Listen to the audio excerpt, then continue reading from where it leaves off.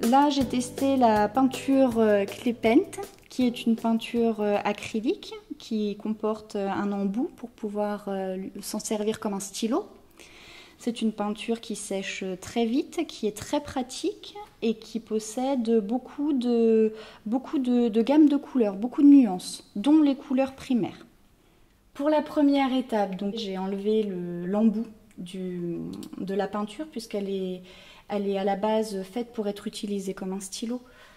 Donc si vous faites ça et que vous voulez utiliser la peinture et la déposer directement sur la toile comme ça a été fait pour pouvoir travailler en plus grosse quantité, surtout ne laissez pas le capuchon trop longtemps ouvert puisque sinon ça risque de se boucher et surtout l'intérieur du pot risque de vite sécher.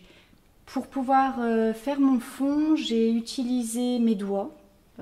C'est génial, on fait du barbouillage.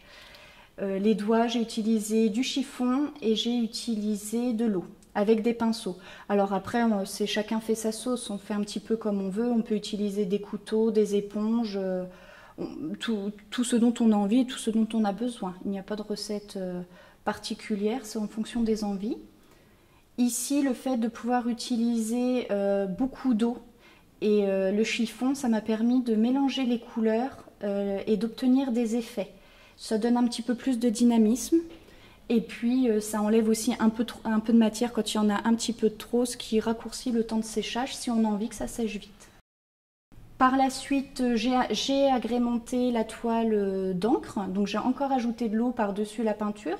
Donc on peut le faire si la peinture est sèche ou si elle n'est pas sèche, ça dépend du résultat qu'on veut obtenir. En l'occurrence, ça m'arrangeait que ça ne soit pas sec tout de suite pour que l'encre puisse se mélanger à la peinture. Donc j'ai pu constater effectivement que la peinture se mélangeait très bien avec d'autres marques et d'autres techniques. D'ailleurs, les couleurs entre elles se mélangent également très bien. On peut les utiliser pures d'ailleurs ou on peut les mélanger. Par rapport au temps de séchage, c'est vrai que cette peinture-là sèche vraiment très rapidement. Donc c'est vrai qu'il faut travailler quand même rapidement. C'est pas une technique qui est faite pour durer, j'ai envie de dire. Il faut travailler sur l'instant, il faut travailler dans le vif. Notamment lorsqu'on utilise le petit embout avec le stylo, je trouve que la peinture sèche encore plus vite. On dépose un petit peu moins de matière que si on sortait la peinture directement depuis le pot. Donc il faut quand même se dépêcher. C'est un petit peu comme si on dessinait en fin de compte quand on utilise l'embout.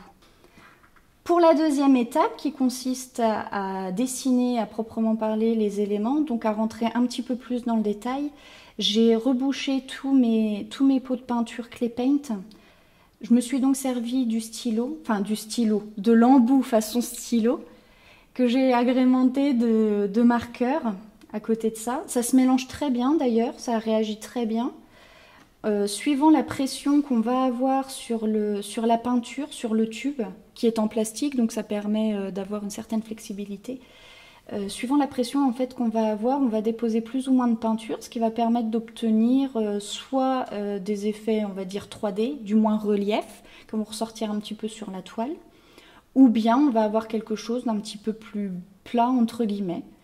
Mais l'avantage, c'est qu'une fois sec, même si on a déposé beaucoup de peinture, ça ne craquelle pas.